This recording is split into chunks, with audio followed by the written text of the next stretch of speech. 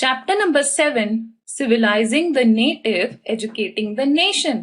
तो आज के अपने इस चैप्टर में हम पढ़ेंगे कि कैसे ब्रिटिशर्स को ये लगता था कि उन्हें इंडियंस को करना होगा सिविलाइज, और उन्होंने वेस्टर्न एजुकेशन सिस्टम को इंडियन एजुकेशन सिस्टम से कैसे बेहतर बताकर उसे इंडिया में इंट्रोड्यूस किया। तो चलिए शुरुआत करते हैं अपने इस चैप्टर की।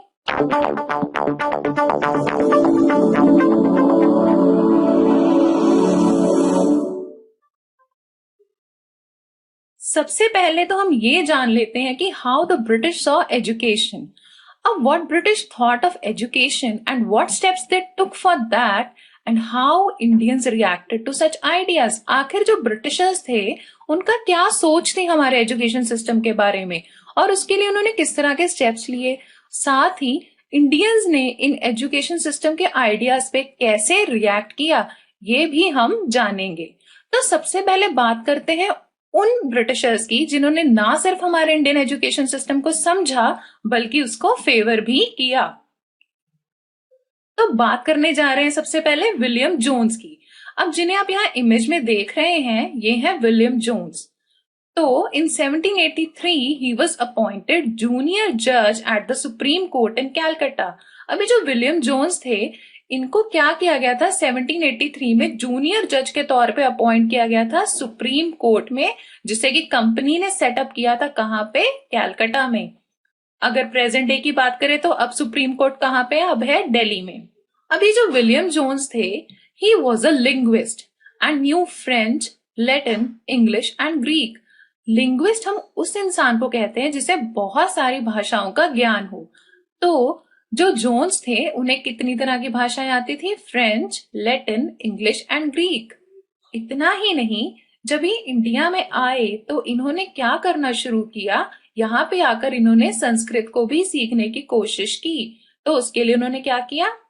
He began spending time with pundits who taught him Sanskrit and Asian texts on law, philosophy, etc. मतलब इन्होंने यानी जोन्स ने इंडिया में जो पंडित्स थे उनके साथ अपना टाइम स्पेंड करना शुरू कर दिया ताकि वो उनसे सीख सके संस्कृत, और साथ ही हमारे जो पुराने ग्रंथ थे जो कि लॉ के ऊपर बेस्ड थे और हमारी फिलॉसफी के ऊपर बेस्ड थे, उसको भी उन्होंने समझने और जानने की कोशिश की। विलियम जोन्स की तरह कुछ और लोग भी थे जो इंडिया के कल्चर को जानना चाहते थे, हमारे यहाँ के टेक्स्ट को जानना चाहते थे। वो लोग कौन थे? Henry Thomas Colebrooke and Nathaniel Halhed also took keen interest in Indian heritage. अब ये जो आपको इमेज में दिख रहे हैं ये है नथानियल हेलहेड और ये है थॉमस कोलब्रुक। अब ये लोग जो थे, क्योंकि इनका भी बहुत कीन इंटरेस्ट था हमारे इंडियन कल्चर में, हमारी सभ्यता में, तो ये क्या करते थे, ये भी हमारे जो एशियन टेक्स्ट थे उनको पढ़ते थे और साथ ही उनको ट्रांसलेट करते थे इंग्लिश लैंग्वेज में। अब जब जोन्स इन दोनों से मिले और उन्हें पता चला कि जैसे उनको इंडियन हेरिटेज पसंद है इन दोनों को भी पसंद है, तो उन्होंने क्या किया? Together with them, Jones established the Asiatic Society of Bengal in 1784. अब जोन्स ने क्या किया?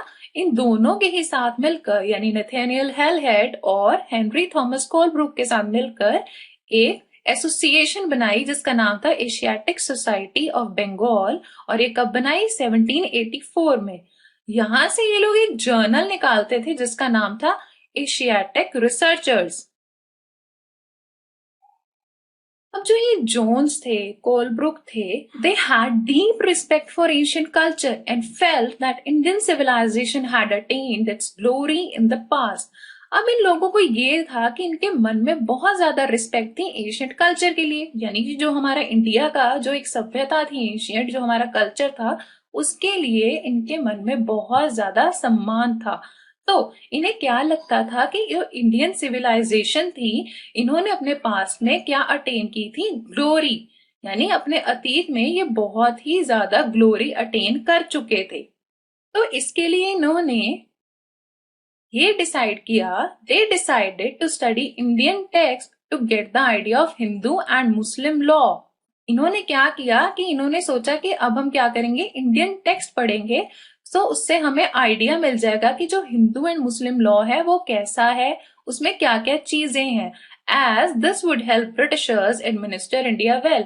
क्योंकि इससे क्या फायदा होने वाला था, जो ब्रिटिशर्स थे उन्हें समझ में आ जाता कि इंडिया में जो हिंदू लॉज हैं और मुस्लिम लॉज हैं वो किस तरह से हैं, उसमें क्या क्या रूल्स एंड रेगुलेशंस हैं, और इससे उन्हें फायदा ये मिलता कि वो इंडिया को बहुत ही अच्छे ढंग से एडमिनिस्टर कर सकते थे। Also it would help Indians rediscover their heritage. उनका ये भी मानना था कि अगर इस चीज को, यानी जो उनके एशियंट टेक्स्ट थे, इस पे लॉ पे फिलोसफी पे इनको दोबारा रीड किया जाए, समझा जाए, तो उससे क्या होगा, जो इंडियंस है वो अपने पुराना जो उनका पास था, जो उनकी ग्लोरी थी, उसको रीडिस्कवर कर पाएंगे। So the concept of Oriental institutions came up in which subjects which were familiar to Hindus and Muslims were taught। अब जो ये एक आइडिया था उनके मन में कि हम क्या करेंगे, हिंदू और मुस्लिम लॉज को पढ़ेंगे, पुराने जो टेक्स्ट थे जो कि लिखे गए थे संस्कृत में और साथ ही अरबिक में, उनको वो रीड करेंगे, उन फिलोसफीज को, उनकी सोच को समझेंगे। तो इस चीज ने किस चीज को जन्म दिया, ओरिएंटल इंस्टीट्यूशंस को। अब ये ओरिएंटल इंस्टीट्यूशंस वो इंस्टीट्यूशंस थे जहां पे कि इन दोनों ही तरह की लैंग्वेज में लिखे गए टेक्स्ट को पढ़ाया जाता था। तो इसमें क्या होता था, ऐसे सब्जेक्ट्स पढ़ाए जाते थे जो फेमिलियर थे किनको, टू हिंदूज एंड मुस्लिम्स। तो इस तरह के ओरिएंटल इंस्टीट्यूशंस जो थे वो इंडिया में खोले गए। अब जैसे कि इसी पॉइंट ऑफ व्यू के साथ a madrasa at Calcutta in 1781 and a Hindu college at Banaras in 1791 were set up। अब इन्होंने क्या किया, ये ओरिएंटल लर्निंग के व्यू को अपने दिमाग में रखते हुए एक मदरसा खोला। कहाँ पे, कैलकाटा में। किस ईयर में, 1781 में। अब मदरसा वो एक स्कूल होता है, एक तरह से एक ऐसा एजुकेशनल इंस्टीट्यूट होता है जहां पे आपको उर्दू या अरबिक टेक्स्ट को पढ़ाया जाता है। और साथ ही खोला गया हिंदू कॉलेज, कहाँ पे, बनारस में, इन 1791। और इसी बनारस में खुले हिंदू कॉलेज को आज हम किस नाम से जानते हैं, बनारस हिंदू यूनिवर्सिटी के नाम से। अब शुरुआत में many officials supported the idea of oriental learning. ऐसे बहुत से लोग थे जिनको ये ओरिएंटल लर्निंग का जो कंसेप्ट था उन्हें पसंद आया। ऐसे बहुत से ब्रिटिश ऑफिसर्स थे जिन्हें की लगता था कि कोलब्रुक और जोन्स की ये सोच ठीक है कि हमें क्या पता होना चाहिए कि जो इनके लॉज हैं इंडिया के, जो मुस्लिम लॉज और हिंदू लॉज है, हमें समझ होनी चाहिए उनकी, ताकि हम क्या कर पाए, एडमिनिस्ट्रेशन को अच्छे से चला पाए ना, तो उसकी समझ हमें होनी चाहिए। इसलिए बहुत से ऑफिशियल्स जो थे उन्होंने सपोर्ट किया किस चीज को, ओरिएंटल लर्निंग को। But there were some others who strictly opposed it and favored European education system। यानी ऐसे भी बहुत से लोग थे जिनको क्या लगता था कि यूरोपियन एजुकेशन सिस्टम जो है वो बेटर है, और उन्होंने ओरिएंटल लर्निंग को अपोज किया। तो अब ये कौन लोग थे, इनके बारे में भी जान लेते हैं। सबसे पहले बात करते हैं जेम्स मिल की। अब जो ये जेम्स मिल थे, इनका क्या कहना था कि you should teach that which is practical and useful and not that which pleases the natives. This means उनका ये मानना था कि हमें सिर्फ वही चीजें पढ़ानी चाहिए, वही चीजें टीच करनी चाहिए जो कि ना सिर्फ प्रैक्टिकल हो बल्कि यूजफुल भी साबित हो स्टूडेंट के लिए। उनका मानना था कि हमें ऐसा कुछ नहीं पढ़ाना चाहिए जो सिर्फ इसलिए पढ़ाया जा रहा है ताकि इंडिया के लोग जो हैं उसको पढ़ के खुशी महसूस करें, क्योंकि ये उनके लिखे हुए टेक्स्ट थे। तो इस वजह से उन्हें लगता था कि उन्हें, यानी ब्रिटिशर्स को क्या करना चाहिए, वेस्टर्न एजुकेशन सिस्टम को लाना चाहिए। इतना ही नहीं, उन्होंने ये भी कहा कि Indians should be made familiar with scientific developments of the west rather than with poetry and sacred text. यानी उनका मानना था कि जो इंडियंस हैं उनको अभी साइंटिफिक डेवलपमेंट्स के बारे में बहुत ज्यादा चीजें नहीं पता है, क्योंकि उन दिनों में जो वेस्टर्न कंट्रीज थे बहुत ज्यादा साइंटिफिकली डेवलप होते जा रहे थे। वहां पे नए नए आविष्कार हो रहे थे, नई मशीनरीज और टेक्नोलॉजीज आ रही थी, जबकि इंडिया में ऐसा कुछ भी नहीं था। तो जेम्स मिल ने ये कहा कि हमारी ये कोशिश होनी चाहिए कि जो इंडियंस हैं उन्हें फेमिलियर किया जाए किससे, साइंटिफिक डेवलपमेंट से, जो कहाँ पे हो रही थी, वेस्ट में। ना कि उन्हें पढ़ाई जानी चाहिए एक नॉर्मल पोएट्री या ऐसा कोई धार्मिक ग्रंथ, क्योंकि आज की जरूरत क्या थी कि उन्हें पता होना चाहिए साइंस एंड टेक्नोलॉजी के बारे में। इतना ही नहीं, इन्होंने तो ये तक कहा कि जो ईस्टर्न लिटरेचर था वो क्या है, वो है एक बहुत ही नॉन सीरियस लिटरेचर। उनका मानना था कि ईस्टर्न लिटरेचर में ऐसा कुछ भी नहीं है जो सीरियस है और स्टडी करने के लायक है। इन्हीं की तरह एक और इंसान थे जो क्रिटिसाइज करते थे ईस्टर्न लिटरेचर को। वो कौन थे? वो थे थॉमस वेबिंगटन मैकॉले। अब जिन्हें आप यहाँ इमेज में देख रहे हैं, ये हैं थॉमस वेबिंगटन मैकॉले। इनका ये मानना था, according to him, European literature was better than Asian and Arabic literature. मतलब उनका ये मानना था कि जो यूरोपियन लिटरेचर है वो एशिया और अरेबिया के लिटरेचर से कहीं ज्यादा बेहतर था। यहाँ तक कि उन्होंने तो ये भी कह दिया था कि no branch of eastern knowledge could be compared to what England had produced। मतलब एशिया में, यानी ईस्ट जो पार्ट है हमारे वर्ल्ड का, वहां पे ऐसा कुछ भी नहीं लिखा गया है जिसको कि हम कंपेयर कर सके किसके साथ? उन लिटरेचर के साथ जो कहाँ पे लिखा गया है? इंग्लैंड में। So what he said was, he advocated English medium schools so that Indians could read the European literature and development of science and philosophy in the West। इन्होंने ये कहा, इन्होंने इस चीज के लिए एडवोकेट किया, जोर दिया कि आप क्या कीजिए, इंग्लिश मीडियम स्कूल्स बनाइए ताकि इंडियंस को इंग्लिश लैंग्वेज जो है वो समझ आनी शुरू हो जाए, सो दैट वो यूरोपियन लिटरेचर को पढ़ें, समझें। जो भी डेवलपमेंट्स हो रही थी साइंस एंड फिलोसफी की, कहाँ पे? वेस्ट में, उसको भी वो लोग समझ पाए। तो बाद में हुआ ये कि this resulted in making English a medium of instruction for higher education। Actually में हुआ ये कि in the year 1835 उस टाइम पे एक इंग्लिश एजुकेशन एक्ट पास किया गया। और ये क्योंकि मैकॉले ने सजेस्ट किया था, इस वजह से ये एक एक्ट पास किया गया जिसमें क्या कर दिया गया कि जो हायर एजुकेशन होगी उसका मीडियम ऑफ इंस्ट्रक्शन क्या रखा गया? इंग्लिश। और इतना ही नहीं, Britishers also stop promoting oriental learning. मतलब जो ब्रिटिशर्स थे, इन्होंने क्या करना शुरू कर दिया, जो ओरिएंटल लर्निंग थी उसके ये अगेंस्ट हो गए, उसको अब इन्होंने फेवर करना बंद कर दिया। इन्होंने ये तक कह दिया कि जो ये ओरिएंटल लर्निंग इंस्टीट्यूशंस हैं, ये बेसिकली क्या है? They are temples of darkness. मतलब वहां पे किसी भी तरह की ज्ञान की रोशनी नहीं है। अब इन सब के बाद एक चीज और हुई, वो ये कि in 1854 the court of directors of the company sent a dispatch which also stressed upon European education। मतलब एक मीटिंग हुई थी किनके बीच में? जो कोर्ट ऑफ डायरेक्टर्स थे कंपनी के। अब ये कब हुई थी? ये हुई थी 1854 में। तो इन्होंने एक डिस्पैच भेज दिया जिसमें कि इन्होंने किस चीज पे जोर दिया था कि यहाँ पे इंडिया में यूरोपियन एजुकेशन सिस्टम को लागू किया जाए। This was issued by Charles Wood. Charles Wood नाम के एक इंसान थे जिन्होंने की इस डिस्पैच को क्या किया था? इशू किया था इंडिया के लिए। इस वजह से it came to be known as Wood's despatch. इस वजह से इसे क्या कहा जाने लगा? Wood's despatch. अब जानते हैं कि वुड्स डिस्पैच की डिटेल्स क्या थी? Well, details of Wood's dispatch, it emphasized on commerce education as it would make Indians see the benefits of expanding trade and commerce। अब जिन्हें आप यहाँ पे देख रहे हैं ये है चार्ल्स वुड। इनका ये मानना था कि जो एजुकेशन सिस्टम इंडिया में इंट्रोड्यूस होगा उसमें सबसे ज्यादा एम्फोसिस किस पे देना चाहिए? कॉमर्स एजुकेशन पे। क्योंकि इनका मानना था कि अगर इंडियंस को ये पढ़ाया जाएगा कि ट्रेड को बढ़ाने से, कॉमर्स को बढ़ाने से हमें कितना फायदा होता है, तभी वो इस दिशा में कुछ सोचेंगे और Indians will develop resources to increase trade. वो अपने रिसोर्सेज को बढ़ाने की कोशिश करेंगे ताकि ट्रेड को बढ़ाया जा सके, जिससे कि क्या होगा? प्रॉफिट्स अर्न होंगे।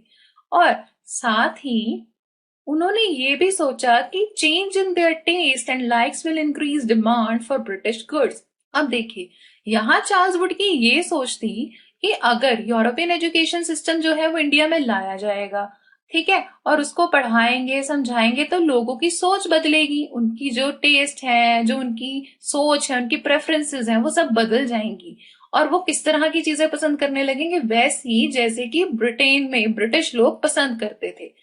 तो उस वजह से क्या होगा? अचानक से ब्रिटिश गुड्स की डिमांड हो जाएगी इंक्रीज। मतलब वो किस तरह का फायदा सोच रहे हैं एट द एंड? कि क्या होना चाहिए कि उनके जो सामान है, ब्रिटिश गुड्स जो हैं, उनकी सेल जो है वो इंक्रीज हो जाए। इसके अलावा उनका ये भी मानना था कि अगर एजुकेशन सिस्टम जो कि यूरोपियन बेस्ड हो उसको यहाँ इंडिया में पढ़ाया जाए तो उससे ये होगा कि कुछ गुड क्वालिटीज इंडियंस में आ जाएंगी, जैसे कि बिल्डिंग ऑफ मॉरल कैरेक्टर। अब Wood argued that European learning will develop moral character, which in return will provide Britishers with honest and trustworthy civil servants. Would का ये मानना था कि अगर आप यूरोपियन लर्निंग को इंट्रोड्यूस करते हैं इंडिया में तो जो इंडियंस हैं इनका मॉरल कैरेक्टर जो है बहुत बेहतर हो जाएगा, और इसका फायदा हमें ये होगा कि हम ब्रिटिशर्स को ऐसे ऑनेस्ट और विश्वास करने लायक यानी ट्रस्टवर्दी जो है सिविल सर्वेंट्स प्रोवाइड कर दिए जाएंगे इंडियंस के द्वारा ही। अब उनकी ये सोच ऐसी क्यों थी? आपको याद होगा कि 1857 के रिवोल्ट के बारे में जब हमने पढ़ा था तो उसमें हमने क्या पढ़ा था कि जो इंडियन सिपाहीज थे उन्होंने म्यूटिनी कर दी थी ना। तो ऐसी चीजों को ही माइंड में रख के इन ब्रिटिशर्स ने सोचा कि अगर हम अपने ब्रिटिश तौर तरीके इनको सिखाएंगे तो इनकी जो सोच है वो बदल जाएगी, इनकी लाइक्स डिसलाइक्स टेस्ट भी बदल जाएंगे।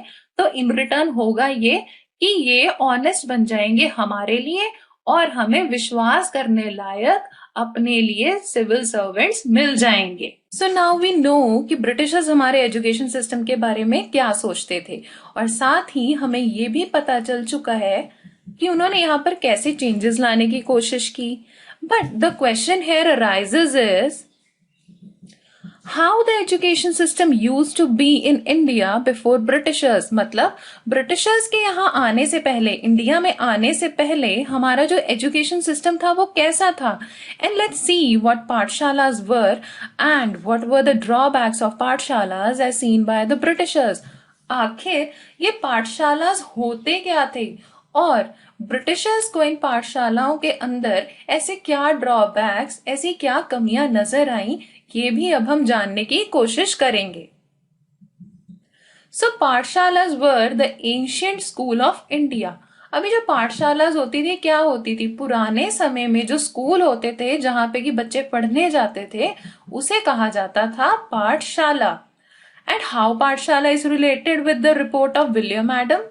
अब ये जो पाठशाला शब्द है जिसके बारे में आप समझ चुके हैं कि ये एंशियंट टाइम के स्कूल्स होते थे, इनका विलियम एडम की रिपोर्ट के साथ क्या रिलेशन था? और उससे भी पहले क्वेश्चन ये अराइज होता है कि आखिर ये विलियम एडम थे कौन? वेल, ये एक स्कॉटिश मिशनरी थे और 1830 में इनको ये ड्यूटी अपॉइंट की किसने?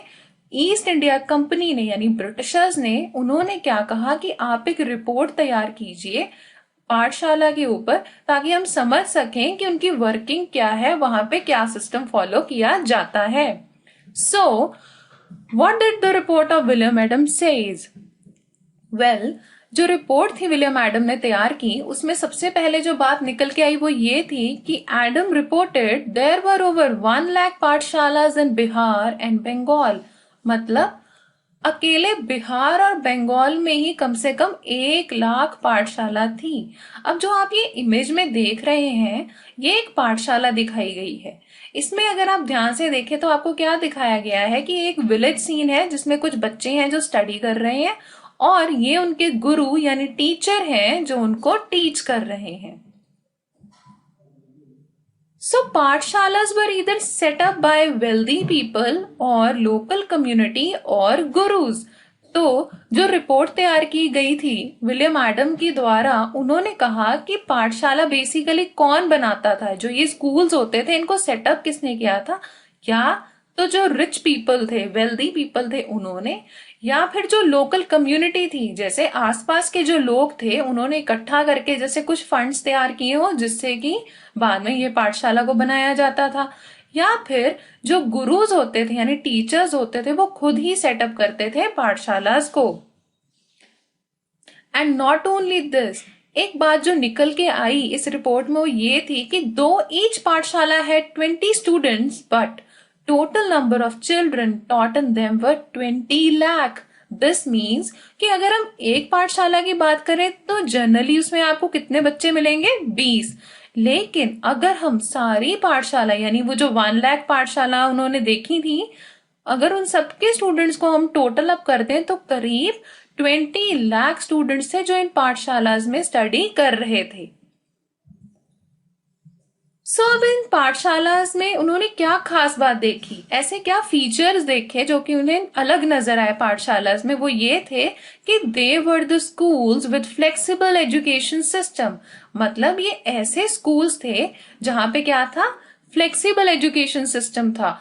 फ्लेक्सिबल एजुकेशन सिस्टम से हमारा ये मतलब है कि वहां पे कोई फिक्स्ड सिस्टम नहीं था एजुकेशन का। हर पाठशाला में अपना अलग तरीका होता था पढ़ाने का और वो अलग सब्जेक्ट्स होते थे जिन्हें टीच किया जाता था। सेकेंड चीज जो उन्होंने नोटिस की वो ये थी कि there were no blackboards, furniture और बिल्डिंग। यानी जो पाठशाला थी उनमें नॉर्मल स्कूल्स के जैसे ना तो कोई ब्लैक बोर्ड था, ना फर्नीचर था और ना ही बिल्डिंग थी। Classes were held under a tree, in a temple, etcetera. अब यहाँ पे जैसे कि हमने पहले डिस्कस किया कि कोई बिल्डिंग ही नहीं होती थी, तो क्लासेस जो होती थी वो कहाँ पे होती थी, या तो वो किसी पेड़ के नीचे होती थी या फिर किसी मंदिर में होती थी। इसके अलावा ये भी हो सकता है कि जो गुरु होते थे उनके घर पे भी कई बार क्लासेस लोग अटेंड कर रहे होते थे, तो जो पाठशाला होती थी वो गुरु के घर पे भी हो सकती थी। And no annual examinations were there. अब आप में से बहुत से बच्चों ने हाल ही में अपने एनुअल एग्जामिनेशंस दिए होंगे और वो नई क्लास में प्रमोट हुए होंगे, लेकिन जब हम पाठशाला की बात कर रहे हैं तो वहां पे कोई एनुअल एग्जामिनेशंस का सिस्टम था ही नहीं। Moreover, there were no separate classrooms. Teachers interacted separately with students according to their levels of training. मतलब अब जैसे कि अगर आप स्कूल में जाते हैं तो आपको मालूम है कि आपके स्कूल में हर क्लास अलग अलग लगाई जाती है। मतलब जो स्टैंडर्ड 1 है यानी जो फर्स्ट क्लास है उसमें अलग तरह के बच्चे पढ़ते हैं। इसी तरह जो आपके स्टैंडर्ड 10th है वहां पे अलग तरह के बच्चे पढ़ते हैं। लेकिन अगर पाठशाला की बात करें तो वहां पे ऐसा नहीं था। वहां पे एक ही जगह पे फर्स्ट स्टैंडर्ड का स्टूडेंट भी बैठा होता था और 10th स्टैंडर्ड का स्टूडेंट भी बैठा होता था। हम ये जो स्टैंडर्ड्स की एग्जाम्पल ले रहे हैं इसे आप सिर्फ एक सपोज करके चलें, ये कोई एग्जैक्ट इंफॉर्मेशन नहीं है। तो वहां पे जो टीचर होते थे यानी गुरु होते थे उनका इंटरेक्ट करने का तरीका ये होता था कि एक ही क्लास में वो अलग अलग लेवल के बच्चों के साथ उनकी लर्निंग एबिलिटी के अकॉर्डिंगली डील किया करते थे। मतलब उन्हें पता होता था कि फर्स्ट स्टैंडर्ड के बच्चे को कैसे पढ़ाना है, उससे क्या क्वेश्चंस पूछे जाने हैं, और 10th स्टैंडर्ड के बच्चे को कैसे पढ़ाना है, उससे क्या क्वेश्चंस पूछे जाएंगे। ये दोनों ही तरह के बच्चे एक ही जगह पे बैठ के पढ़ रहे होते थे। The system of education was flexible because there were no classes during the harvest season as children had to help their parents. अब जो हम पाठशाला की बात कर रहे हैं वहां पे क्या था, फ्लेक्सिबल एजुकेशन सिस्टम होता था। वहां पे कोई ऐसा फिक्स टेन्योर नहीं होता था कि अगर हम यहाँ पे सपोज कर लें कि अगर हम कहें कि आपकी अप्रैल मंथ से क्लासेस स्टार्ट हो रही हैं जो कि नेक्स्ट ईयर के मार्च तक चलेंगी, जिसमें आपके एग्जामिनेशंस वगैरह भी होंगे, तो ऐसा सिस्टम नहीं फॉलो किया जाता था। वहां पे बड़े फ्लेक्सिबल सिस्टम होते थे। किसी मंथ क्लास को रोक भी दिया जाता था। जैसे कि अगर हार्वेस्ट सीजन है, हार्वेस्ट सीजन वो सीजन होता है जब खेतों में फसल पक चुकी होती है और उस फसल को काटना होता है। तो ऐसे टाइम पे बहुत से जो बच्चे होते थे उन्हें अपने पेरेंट्स को हेल्प करना होता था। क्योंकि अगर आपको पता हो, अगर हम पुराने टाइम की बात करें तो जो इंडिया था वो बेसिकली एक एग्रीकल्चर बेस्ड इकोनॉमी हुआ करती थी। यानी यहाँ पर ज्यादातर लोग जो थे वो एग्रीकल्चर का काम करते थे, उनका खेती बाड़ी के ऊपर ही वो अपनी इनकम के लिए डिपेंडेंट होते थे। तो ऐसे टाइम पे उन्हें अपने बच्चों की भी हेल्प लेनी पड़ती थी। उस दौरान उन बच्चों को जिन्हें अपने पेरेंट्स को हेल्प करना होता था उन्हें ऑफ मिल जाता था। तो इसका बेनिफिट क्या था? इसका बेनिफिट ये था कि जो चिल्ड्रन ऑफ पीजेंट्स थे यानी ऐसे लोग जो कल्टीवेशन का काम करते हैं, जो उनके बच्चे थे, कुड ऑल्सो स्टडी। मतलब उनको भी एक चांस मिल जाता था कि वो पढ़ लिख सकें। Even the fee was less for such students. ऐसे बच्चे जो गरीब थे और या जो पीजेंट क्लास के बच्चे थे उनके लिए फीस काफी लेस हुआ करती थी। अब ये जो पाठशाला होती थी ना, यहाँ सिर्फ फ्लेक्सिबिलिटी इस चीज की नहीं होती थी कि हाँ जो क्लासेस हैं आपकी वो कुछ सीजन में तो चलती हैं, कुछ सीजन में वो बंद हो जाती हैं, बल्कि जो आपकी फीस हुआ करती थी वो भी एक इस वे में डिसाइड की जाती थी कि जो रिच क्लास के बच्चे थे उनके लिए ये ज्यादा होती थी, और जो पुअर क्लास के बच्चे थे या पीजेंट सोसाइटी से बिलोंग करते थे उनके लिए ये कम होती थी। लेकिन यहां पर भी कुछ चेंजेस आए। In 1854 company took a decision to improve pathshalas. अब 1854 में ये हुआ कि कंपनी ने, क्योंकि रिपोर्ट तो पढ़ ली थी ना एडम की, तो उन्होंने डिसाइड किया जिस तरह से हम हायर सेकेंडरी लेवल के जो स्कूल्स हैं प्लस जो कॉलेजेस हैं उनमें इम्प्रूवमेंट ला रहे हैं, तो अब जो ये पाठशालास हैं इनको भी इम्प्रूव किया जाएगा। तो इसके लिए उन्होंने क्या किया, for this it appointed pundits as in charge of 4 to 5 schools and set some new rules। अब इन्होंने क्या किया, क्योंकि पुराने टाइम में जनरली पंडित्स जो होते थे वही आपके टीचर होते थे, तो इन्होंने क्या सिस्टम फॉलो किया कि किसी एक सीनियर पंडित को लेकर उसे 4 या 5 स्कूल का इंचार्ज बना दिया जाता था। यानी वो इन 4 या 5 स्कूल्स में यानी पाठशाला में ध्यान रखेंगे कि वहां पे पढ़ाई का सिस्टम कैसा चल रहा है, और कुछ नए रूल्स भी बनाए गए। तो वो क्या रूल्स थे वो भी देख लेते हैं। Well, so what were the new routines and new rules. पहला तो ये था कि now teaching was based on text books. अगर हम पहले की बात करें पाठशाला की, तो वहां पे हमने ये बात जान ली थी ना कि वहां पे कोई ऐसा फिक्स सिस्टम नहीं था कि आपको क्या पढ़ाया जाए, हर टीचर अपने हिसाब से डिसाइड करता था। बट अब ऐसा नहीं था, अब कुछ टेक्स्ट बुक्स लगाई गई जिनमें से पढ़ाना जरूरी था और उन्हीं को फॉलो करना जरूरी था। Annual exams begin. जहां पहले एनुअल एग्जाम्स नहीं होते थे, अब हर साल बच्चों को एग्जाम देने ही पड़ते थे। Regular fee was fix. जैसे कि अभी हमने थोड़ी देर पहले डिस्कस किया कि अगर आप रिच क्लास से बिलोंग करते हैं तो आपकी फीस हो गई हाई, और अगर एक पीजेंट क्लास का बच्चा पढ़ने आ रहा है पाठशाला में तो उसकी फीस क्या होती थी, लो। लेकिन अब ऐसा नहीं था, अब सबकी फीस को फिक्स कर दिया गया था। लेट्स से कि अगर उन्होंने कहा है कि हर बच्चे को पर मंथ 500 रुपीज पे करना है, तो इट डजेंट मैटर कि वो किस तरह की फैमिली से बिलोंग करता, सबको इतना ही अमाउंट जो है वो पे करना पड़ेगा। Gurus to take class as per time table.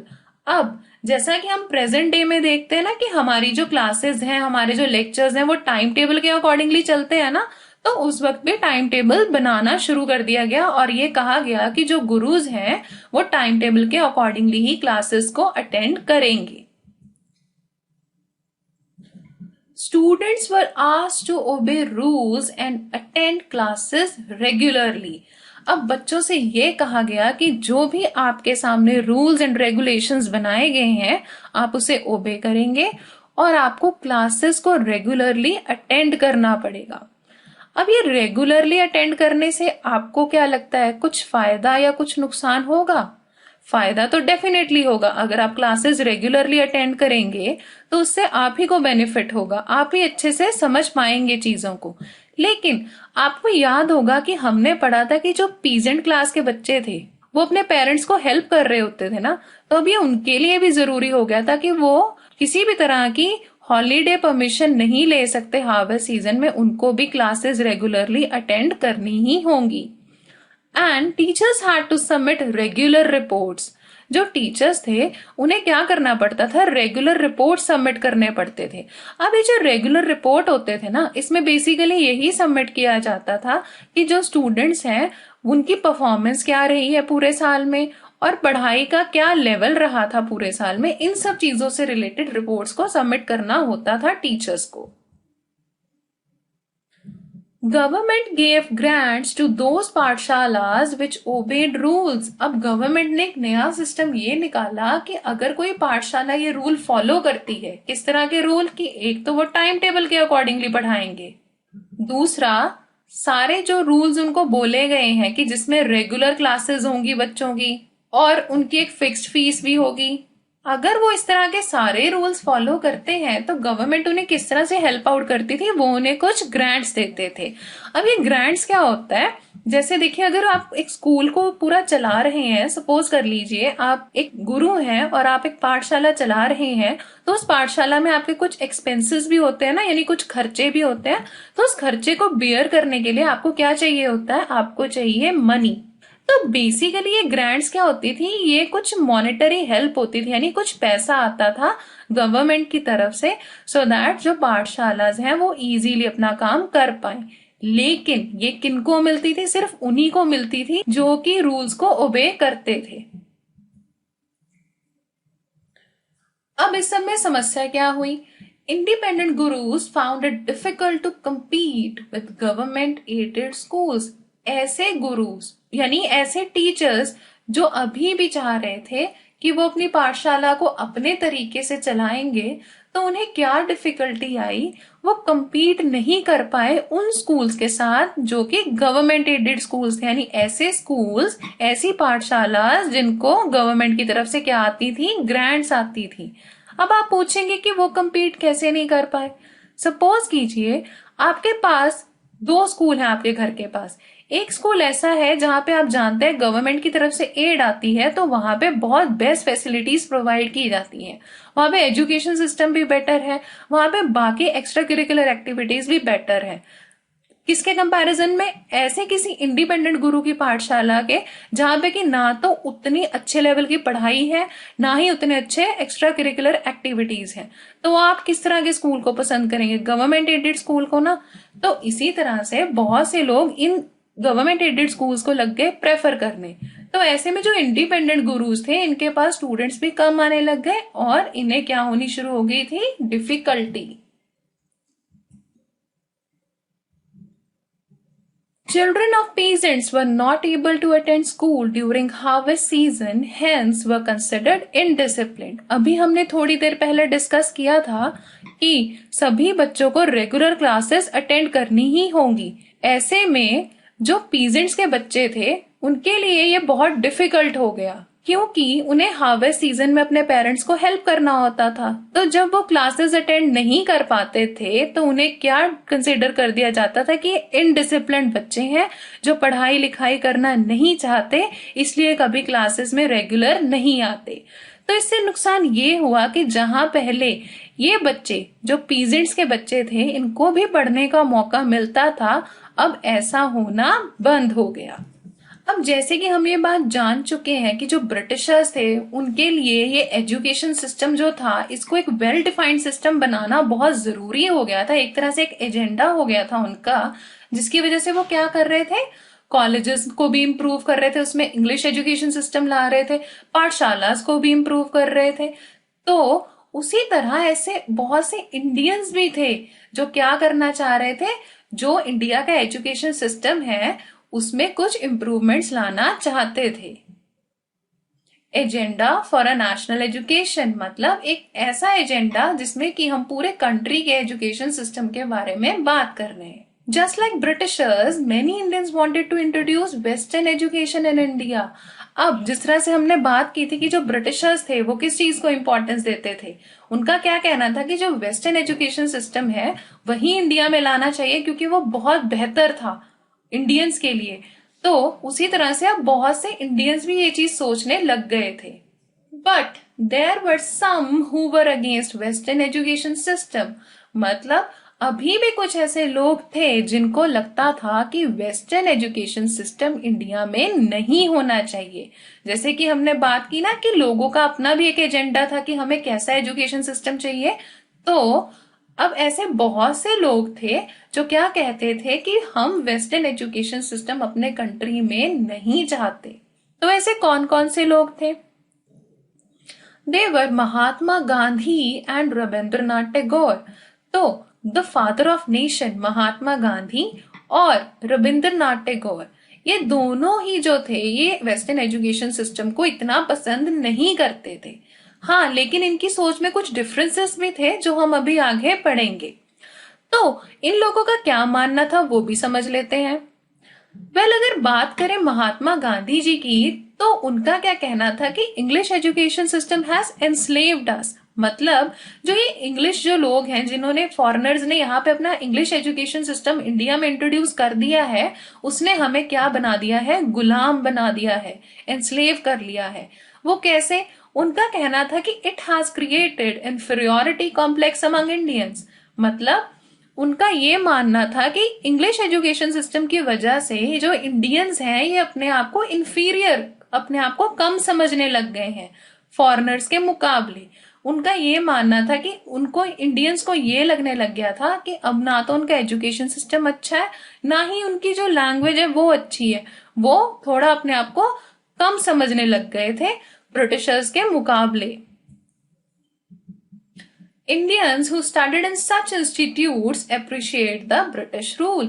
अभी जो such institute हमने कहा है, ये किन के लिए कहा है? ऐसे इंस्टीट्यूट्स के लिए जहां पर कि वेस्टर्न एजुकेशन सिस्टम के द्वारा पढ़ाया जा रहा है। तो ऐसे इंडियंस जो इन इंस्टीट्यूट्स में पढ़ रहे थे, ये क्या करने लग गए थे? ये ब्रिटिश रूल को अच्छा बताने लग गए थे इंडिया में। देखिए, हमने जितने भी प्रीवियस चैप्टर्स पढ़े, हमने ये जाना ना कि ब्रिटिशर्स की पॉलिसीज की वजह से कितनी दिक्कतें हुई थी। किंग्स जो थे उनको भी बहुत सारी प्रॉब्लम्स आई थी, फिर ट्राइब्स को भी बहुत सारी प्रॉब्लम्स आई थी, पीजेंट्स को भी बहुत सारी समस्याएं जो थी झेलनी पड़ी थी। तो उनका ये कहना था गांधी जी का कि ऐसा राज, यानी ब्रिटिश राज, जिसकी वजह से सभी के सभी लोग कभी ना किसी तरह की समस्या झेल चुके थे, अब इंडियंस जो कि वेस्टर्न एजुकेशन वाले इंस्टीट्यूट्स में पढ़ रहे थे, वो उसी ब्रिटिश राज को क्या करने लग गए थे? एप्रिशिएट। इतना ही नहीं, English medium was alienating youth from their own culture. Gandhi ji का ये मानना था कि जो इंग्लिश मीडियम स्कूल्स है ना, ये क्या करते जा रहे हैं, जो युवा पीढ़ी है यानी यूथ है, उसे हमारे खुद के कल्चर से दूर करता जा रहा था, उसे एलियनेट करता जा रहा था, जो कि बिल्कुल भी सही बात नहीं थी। अब गांधी जी बेसिकली किस चीज में बिलीव करते थे? वो मानते थे कि स्किल नॉलेज देना जरूरी है किसी भी स्टूडेंट को। So he emphasized on practical learning in which one uses his skill and practical knowledge which results in the development of mind. जो गांधी जी थे, उनका क्या कहना था कि वेस्टर्न एजुकेशन सिस्टम में क्या है, वो सिर्फ क्रैमिंग कराते हैं, यानी कि सिर्फ चीजों को लर्न कर लो और बस उसे जाके पेपर में लिखो। नहीं, उनका मानना था कि क्या होना चाहिए, प्रैक्टिकल लर्निंग सिस्टम होना चाहिए, जिसमें कि आप किसी स्टूडेंट को क्या दे रहे हैं, कोई स्किल दे रहे हैं, यानी उसे कोई ऐसा हुनर सिखा रहे हैं और उसे कुछ ऐसे प्रैक्टिकल नॉलेज दे रहे हैं जिसकी वजह से बाद में उसका जो माइंड है वो डेवलप हो जाए और उसका जो नॉलेज का लेवल है वो इम्प्रूव हो जाए। तो ये तो अब हमने जान लिया कि गांधी जी जो थे, उनके क्या व्यूज थे वेस्टर्न एजुकेशन सिस्टम के बारे में, प्लस वो किस तरह का एजुकेशन सिस्टम चाहते थे कंट्री में, ऐसा जहां पे कि आप बच्चों को स्किल और कुछ प्रैक्टिकल नॉलेज भी सिखा रहे हो। लेकिन अब जब बात करने जा रहे हैं हम किनकी, रविंद्रनाथ टैगोर की, तो हमें पता होना चाहिए किसके बारे में, अबोर्ड ऑफ पीस के बारे में। अब ये जो टैगोर्स अबोर्ड ऑफ पीस था, ये बेसिकली था क्या? अबोर्ड ऑफ पीस यानी Shanti Niketan.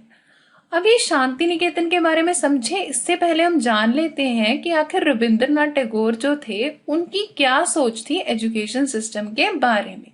Well, as a child, Tagore hated going to school because to him it was like a prison where he was not free to do things according to his will। अब ये जो टैगोर थे यानी रविंद्रनाथ टैगोर, इनका क्या मानना था, बचपन में इन्हें स्कूल जाना बिल्कुल भी अच्छा नहीं लगता था। उनका मानना था कि स्कूल क्या है, एक प्रिजन, एक जेल के जैसा है, क्योंकि ना तो वो वहां पे फ्री फील करते थे, प्लस जो भी वो काम करना चाहते थे, जो भी उनकी मर्जी होती थी, ऐसा करने के लिए उन्हें कभी अलाउ नहीं किया जाता था। तो इस वजह से उन्हें जो ये स्कूल्स होते थे क्या लगते थे, प्रिजन लगते थे। तो जब टैगोर बड़े हुए तो उन्होंने क्या निर्णय लिया कि वो एक ऐसा स्कूल बनाएंगे जो एक प्रिजन के जैसा नहीं होगा। इसके लिए उन्होंने एक स्कूल बनाया था जिसका नाम रखा गया शांति निकेतन, और ये कब बनाया गया, 1901 में। So he built the school 100 kilometre away from Calcutta. मतलब उन्होंने क्या किया कि कैलकटा जो एक भीड़ भाड़ वाला शहर था उससे 100 किलोमीटर दूर जाकर एक स्कूल बनाया जिसका नाम रखा Shanti Niketan. Here a child was happy, free and creative. यहाँ पे जो बच्चे थे वो किस तरह थे, यानी जो स्टूडेंट्स थे वो बहुत ही हैप्पी थे, फ्री थे और बहुत ही क्रिएटिव फील कर सकते थे। मतलब जो उनके मन की इच्छा थी वो उस तरह की चीजें पढ़ सकते थे, वैसा कुछ काम कर सकते थे। उनपे किसी भी तरह के रूल्स एंड रेगुलेशंस की पाबंदी नहीं थी। Children were encouraged to study in a natural environment. अब देखिए जो ब्रिटिशर्स थे इन्होंने तो क्या किया था, इन्होंने तो बिल्डिंग्स बना दी, बच्चों को क्लासेस में बिठा दिया पढ़ने के लिए, लेकिन शांति निकेतन में बच्चों को नेचुरल एनवायरनमेंट में रखा जाता था और उन्हें वहीं पे पढ़ाया जाता था। तब जो टैगोर थे इनका बेसिकली ये मानना था कि childhood was the time of self learning. So जो टैगोर थे इनका ये कहना था कि जो बचपन होता है, चाइल्डहुड होता है, उस टाइम पे वो किस तरह का टाइम होता है, सेल्फ लर्निंग का, जब इंसान अपने आप चीजों को सीखने की कोशिश करता है।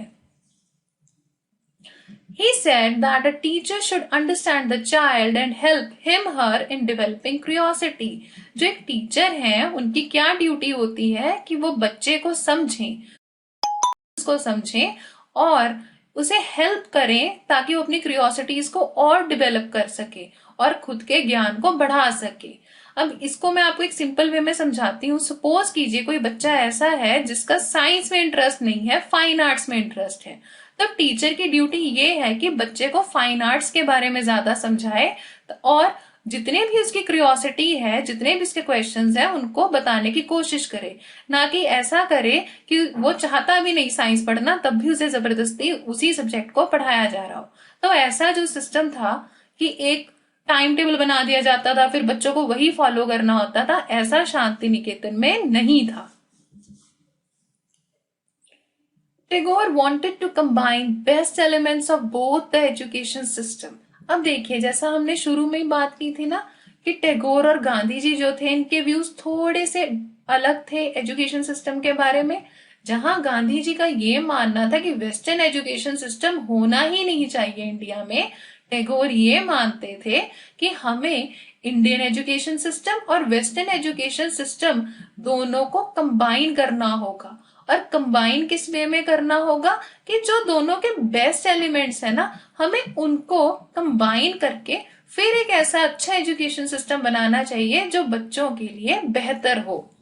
तो उसके लिए वो क्या कहते थे, he emphasized on teaching science with art, music and dance. मतलब उन्होंने किस चीज पे जोर दिया कि हम क्या करना चाहेंगे कि हम टीच करेंगे साइंस भी आर्ट, म्यूजिक और डांस के साथ, क्योंकि हम चाहते हैं कि ना सिर्फ बच्चा जो है वो उसकी बौद्धिक क्षमता है वो बढ़ जाए, बल्कि हम ये भी चाहते हैं कि वो कल्चरल एक्टिविटीज में भी आगे होना चाहिए।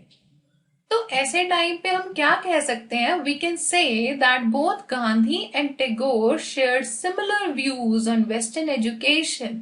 मतलब गांधी और जो टैगोर थे उनके वेस्टर्न एजुकेशन सिस्टम के बारे में सिमिलर व्यूज तो थे, किस वे में कि वो पूरी तरह से इसको नहीं चाहते थे कि इंडिया में लागू किया जाए, but there were some differences also, यानी वहां पर कुछ डिफरेंसेस भी थे उन दोनों के व्यूज में। जैसे कि गांधी जी कहते थे कि पूरी तरह से खत्म कर दो वेस्टर्न एजुकेशन सिस्टम को इंडिया में, सिर्फ इंडियन एजुकेशन सिस्टम ही चलाओ। लेकिन टैगोर क्या कहते थे कि हम दोनों ही सिस्टम्स के बेस्ट एलिमेंट्स को लेकर फिर अपना एजुकेशन सिस्टम तैयार करेंगे। So, we can say that many individuals were thinking about the ways in which a national education system could be designed. तो अब हम ये कह सकते हैं कि ऐसे बहुत से इंडिविजुअल्स थे जो अपने अपने तरीके से सोच रहे थे कि किस तरह का नेशनल एजुकेशन सिस्टम होना चाहिए और उसको कैसे डिजाइन करना चाहिए। किस तरह से, जैसे कि हमने स्टार्टिंग में पढ़ा जोन्स के बारे में, कोलब्रुक के बारे में। अब इन्होंने तो कहा था ओरिएंटल लर्निंग इज गुड, लेकिन फिर कौन आ गए थे, जेम्स मिल आ गए थे और मैकॉले भी आ गए थे। इन्होंने क्या कहा, वेस्टर्न एजुकेशन सिस्टम बढ़िया है। और सबसे एंड में फिर हम बात कर रहे हैं महात्मा गांधी जी की। तो इन्होंने क्या कहा, नहीं, वेस्टर्न एजुकेशन सिस्टम को पूरी तरह से खत्म कर दो। एंड देन आए टैगोर। तो टैगोर का ये मानना था कि दोनों ही तरह के एजुकेशन सिस्टम के बेस्ट एलिमेंट्स को कंबाइन कर दो। तो हाँ, हम ये बात मानते हैं कि उस दौरान ऐसे बहुत से लोग थे जो इंडिया में एजुकेशन सिस्टम के बारे में ना सिर्फ सोच रहे थे, बल्कि उसको किसी ना किसी वे में प्लान आउट भी कर रहे थे। So with this, we come to an end of our chapter. Thank you for watching. For more such videos, subscribe to Success Series Education.